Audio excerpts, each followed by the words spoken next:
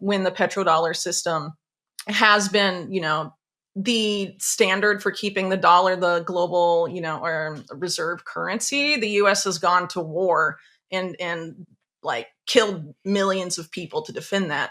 There are cases where, the U.S. government, or rather U.S. empire, is willing to go to extreme lengths to defend the dollar. So the idea that they would just sit idly by and just like let dollarization happen without having some sort of plan in the works, especially knowing that they couldn't keep this going indefinitely and that the world was going to move at some point to a post-oil economy. I think it's important to keep in mind that these people have been very serious and played very dirty. Recent speculation about the petrodollar agreement between Saudi Arabia and the U.S. has sparked significant debate about its validity. While some reports suggest that the deal is coming to an end, others dismiss these claims as misinformation. There is even speculation that such an agreement may never have existed, despite Saudi Arabia continuing to conduct most of its oil transactions in U.S. dollars. The rumors gained momentum from Chinese social media posts in June, which claimed that Riyadh had ended its 50-year agreement with Washington, commonly referred to as the petrodollar agreement. The term petrodollars refers to U.S. dollars earned by oil-exporting countries through the sale of crude oil, a concept that gained prominence in the mid-1970s. The origins of the petrodollar system trace back to 1974, during an oil crisis in the U.S. This crisis, triggered by OPEC's sanctions against the U.S. for its support of Israel during the Yom Kippur War, led to soaring oil prices and a need for a stable oil supply. Consequently, the U.S. reached an agreement with Saudi Arabia to conduct oil transactions in dollars. Whitney Webb, founder of Unlimited Hangout, addresses the issue by emphasizing the strength of the U.S. dollar system, which maintains global purchasing power despite domestic inflation. This is evident as countries like Argentina turn to stablecoins in response to their inflating currencies. Webb views the potential decline of the petrodollar system not as a random occurrence but as a calculated shift with significant implications. Historically, the U.S. has staunchly defended the dollar's dominance, even resorting to military actions such as the 2003 Iraq invasion and the 2011 Libya intervention. Given this history, Webb suggests that the U.S. will likely fight to preserve petrodollar supremacy as the world transitions to a post-oil economy, potentially employing new financial systems and digital currencies to maintain its economic influence. We will present clips from Whitney Webb's interview for further insights. Stop, you don't have time. Don't miss out this 2025 bull run. Educate yourself first ahead of the crowd. We have created the ultimate step-by-step crypto cheat guide that will guide you this bull run. Unlock the secrets of crypto and make smarter investments today. Now by clicking on the link below to get your exclusive copy just under $10. Well, on the case of Saudi Arabia dumping the petrodollar, you could argue that Mohammed bin Salman for some time has been moving away from the dollar well before that official announcement.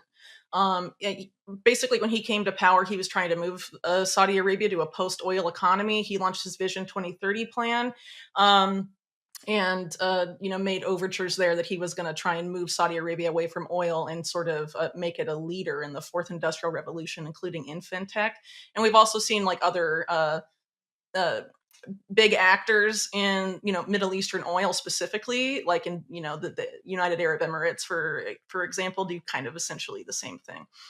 So I think it's something that sort of has been planned for some time. And what's interesting is that MBS, as soon as he came to power and during the Trump administration, was very close to Trump's son-in-law Jared Kushner, who was also we know from emails that have since come out promoting the idea of like stable coins, like an official US dollar stablecoin. He actually, I think it was like a Sam Altman blog post that he shared with Steve Mnuchin of the Treasury Department, talking about, the USD coin, which, this is before Circle launched USDC, but interesting.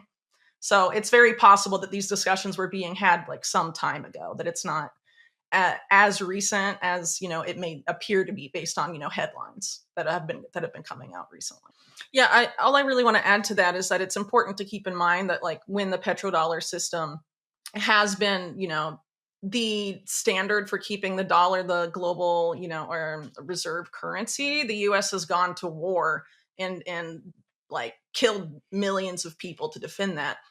One of the likely motivations, obviously there's more than one, but one of the key ones in invading Iraq, I would argue, was the fact that Saddam Hussein, not long before the invasion, had started selling oil in euros instead of dollars and made a lot more money, showing by example to other, other OPEC members that they could make more money selling in different currencies than the dollar. And then, of course, you have the case of Libya, in 2011, where Gaddafi was trying to move to a gold-backed currency called the dinar and was selling that to African countries, a lot of which either use dollars or they use, French financial stuff, and that's why you had the U.S. and France essentially lead that regime change operation with devastating consequences for Libya, which used to be the safest country in Africa, then became the most dangerous, and has been cited as an example of or a reason for why immigration got so out of control in Europe after that point. So there are cases where the U.S. government, or rather U.S. empire, is willing to go to extreme lengths to defend the dollar. So the idea that they would just sit idly by and just let dollarization happen without having some sort of plan in the works, especially knowing that they couldn't keep this going indefinitely and that the world was going to move at some point to a post-oil economy. I think it's important to keep in mind that these people have been very serious and played very dirty and created insane instability just to keep the dollar the global reserve currency, because it gives a lot of advantages just to the US. And I fully feel that they intend to keep those advantages, even if it means a different system. Following the devastating economic collapse of 2001, Argentina found itself ensnared in a cycle of coercive debt agreements, including debt for land and debt for resources swaps. These strategies were not unique to Argentina but were prevalent throughout Latin America. Such maneuvers were orchestrated by influential transnational entities, primarily based in the United States, including major Wall Street banks. While Whitney Webb suggests that stablecoins might offer temporary financial relief, they only address superficial aspects of deeper systemic issues. Argentina's current economic woes can be traced back to historical decisions from the military dictatorship of the 1970s and 1980s, which set the stage for recurring economic instability. The long-lasting impact of these policies, further exacerbated by the neoliberal agendas of the 1990s under leaders like Carlos Menem, has left Argentina exposed to external pressures and interventions, including those from the IMF. The architects of the economic restructuring during the 1980s and 90s aimed to align Latin American economies more closely with U.S. interests, perpetuating a pattern of dependency and external control that continues to influence Argentina's economic landscape today. To effectively address Argentina's economic challenges, Whitney Webb advocates for a comprehensive approach that acknowledges the profound implications of historical decisions, including the influence of the petrodollar. This approach should prioritize sustainable economic strategies that safeguard national sovereignty, reduce dependency on external actors, and foster long-term stability. And the big picture is that countries like Argentina and also Lebanon and several countries throughout the world have been targeted by economic warfare for a very long time. Argentina is a very good example.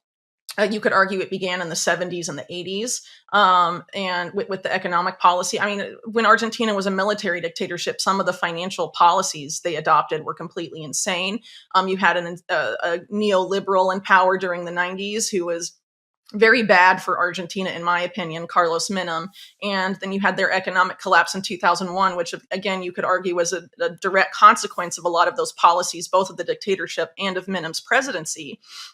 And then you have the IMF come in and all these other entities. And what they try and do after the 2001 economic collapse is have Argentina engage in things like debt for land swaps, debt for resources swaps. And this has been going on not just in Argentina, but lots of, most of Latin America, arguably, for a very long time. And it's a resource grab. Yeah. And, some of what we allude to in this piece and what we hope to allude to in an upcoming reports and a book is that a lot of the people that I've written about and that Mark's written about and that we've written about together are the engineers of that expressly. And by blowing out Latin American debt in the 80s and 90s, it was a way to basically yoke Latin America to the United States or more broadly, a lot of the transnational economic interests that are based in the United States, like Wall Street banks, for example. They engineered a lot of this, and so the situation in Argentina now didn't just come out of nowhere. And obviously, Argentina's central bank has a lot of the blame, but that also didn't happen in a vacuum. It presidents appointed the heads of the central bank that made those policies. And even someone like Milei, who's railed against the central bank of Argentina, put a former central bank president in a top post in his cabinet. So these are choices that have been made by politicians. As someone who's been and reported from the ground on Argentina and on Argentinian politics, the corruption there, they just don't even, there's politicians in Argentina that don't even try to hide how corrupt they are. It's just flagrant in some instances in a way I've never experienced anywhere else in the entire world. So I honestly think that what's happening in Argentina, yes, those people may need stable coins because of the current economic situation, but I think it was engineered to be that way. They were engineered into that position. And who benefits from that? The same people that I would argue created the solution and created the problem. The US dollar system, strengthened by strategic military and economic measures, now faces new challenges as emerging economic powers and shifting geopolitics reshape the global landscape. With the decline of the petrodollar system, nations are increasingly turning to diverse financial instruments and digital currencies to assert their economic sovereignty. This evolving dynamic is driving the development of complex economic strategies aimed at maintaining stability and influence in a rapidly changing world. If you found this message compelling, please share your thoughts in the comments below. For more Daily Dose Crypto news, check out these 2 awesome videos on your screen. Click now and we will see you on the next video.